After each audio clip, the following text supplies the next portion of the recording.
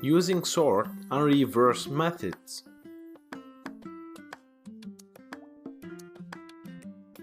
So we have created a list already.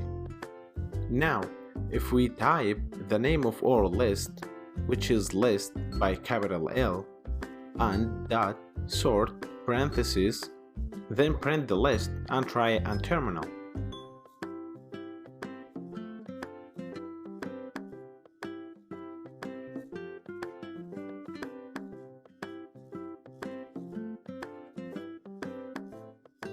Okay, sort method is sorted all the elements alphabetically: apple, book, camel, dog.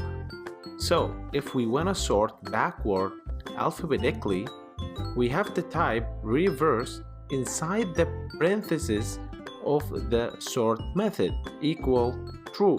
Make sure T is capital letter. Always in Python we have to use capital letter T for true or capital F for false. Alright, try on terminal now. Great, it works well right now.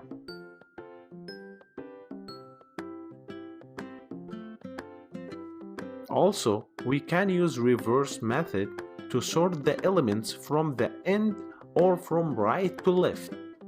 So to do that, type the list name, which is list dot reverse with its parentheses.